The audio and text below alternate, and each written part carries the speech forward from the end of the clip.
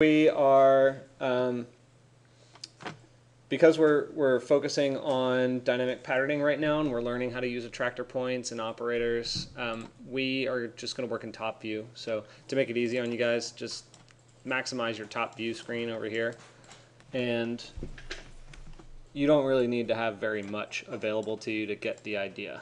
Okay, so you can free up your workspace a little bit.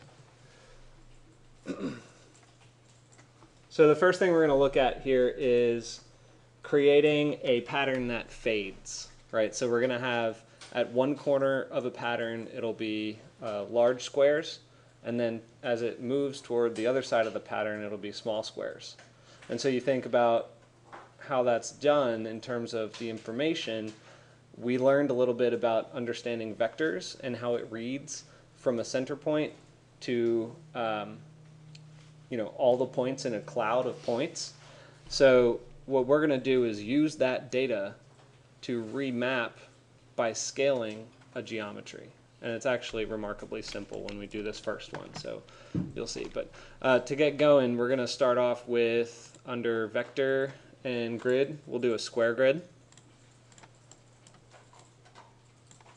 And let's drop some numbers on here. The size, I don't think it really matters, but I'll just do a 10.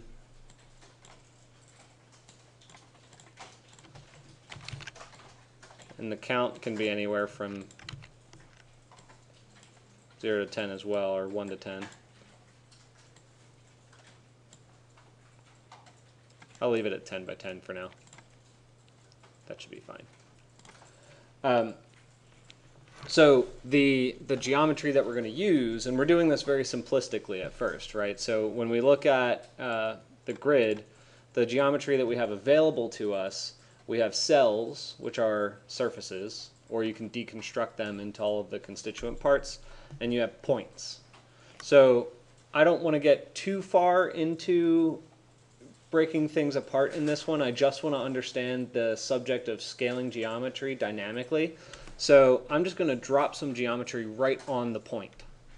So I'll go to, this is under vector grid, and then I'll go to curve, primitive, and I'll drop in a rectangle. So the rectangle asks for a base plane, the x and y dimension, and the radius if you wanted to have a rounded corner, right?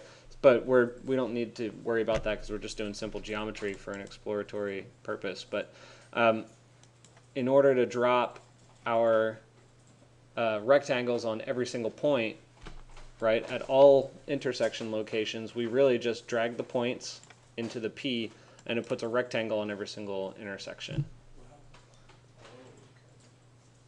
Right, very, very simple. You don't have to go through the process of deconstructing and doing all this other stuff.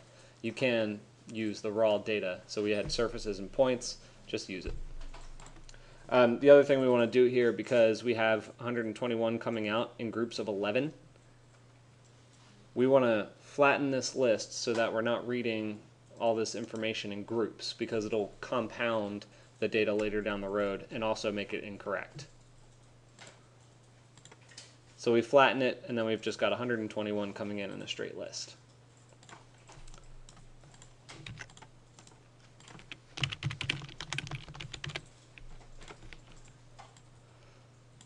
Right now, we haven't really seen anything come through that's all that different. But for the size, we can actually begin to plug in our original size here if we wanted to. But take a look at what this does. So if I change my size, x equals 10,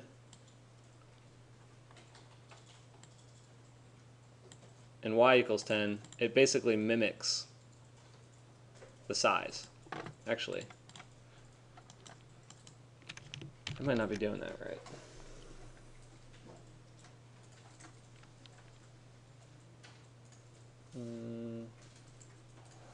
Oh, I see what that did. X equals 10.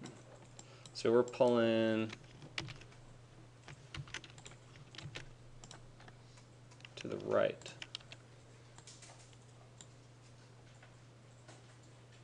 Yeah, okay. So that's what it's doing. So at that center point, it should actually be sliding it over.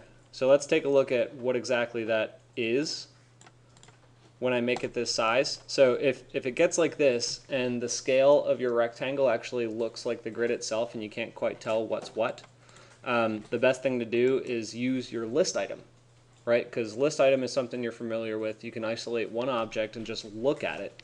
So when we go under sets, list item,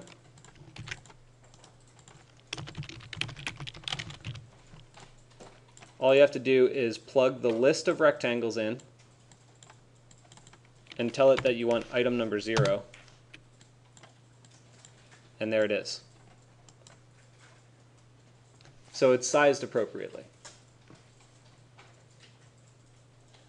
Yes? What happened with the little rectangles that were in each intersection? It just That is these now. Oh, okay. We changed the size to match 10. Oh, got it. Actually, what I probably should have done back here is not connect the extent X and extent Y, but I should have just connected the size to both. Make sense? Okay. So those I just put up so that I could see it, right? It's just a visual cue. So I don't need that information. I could actually delete it, but I'll leave it there for your reference if you need it. So then what we need to actually do is grab a couple of different points, okay? So and this is one of the instances where you probably want to jump ahead to what information or what modification you want to make, and then begin to work backwards. And it's not exactly intuitive, but what I want to do is grab a curve that looks like this, and I'll draw an interp curve kind of along the edges, like that. That might be a little too encroaching, maybe something like that.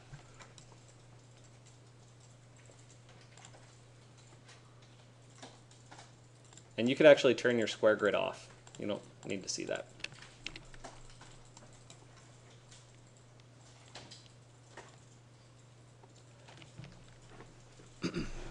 So with the interp curve, what I'm going to do is scale the original geometry.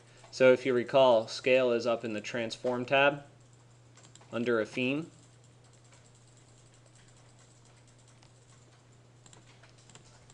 And we drop that in. I'm going to place it off to the right here.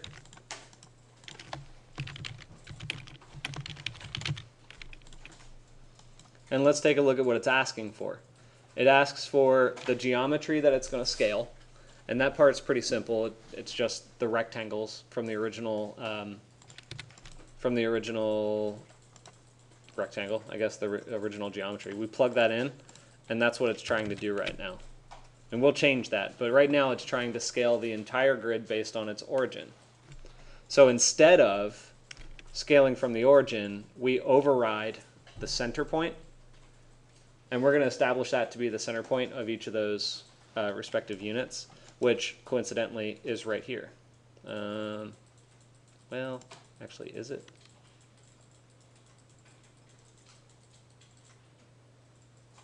Yeah, I guess it could be. So that's what we do instead. So now it's scaling each one by a certain factor to its origin point, which happens to be at the bottom left corner. If you wanted to grab the center point, then you would use area and find the centroid and use your centroid instead, which looks like this. You go to surface, analysis, plug that in, and you grab the centroid of each of your rectangles, and then you plug the centroid into the center point. That's how you move your scale factor to the center of the grid rather than its origin, which is in the bottom left corner.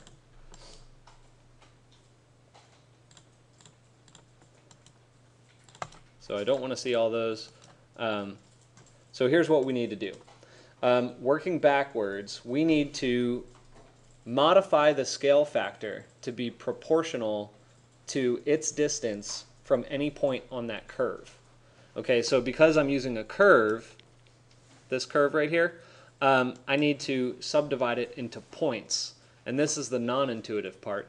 you need to subdivide it into points because it's going to measure based on every cloud element. When I say cloud element, it means all the information that you're trying to test for will measure against all of the points in the cloud list that you're measuring against, which is your base point or base points. So let's go back to the beginning and subdivide this curve. So that's under curve.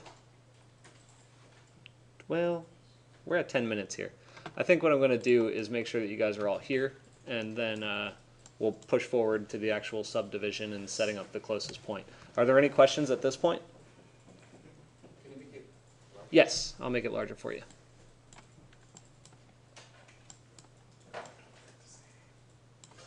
Yo, what do we call this?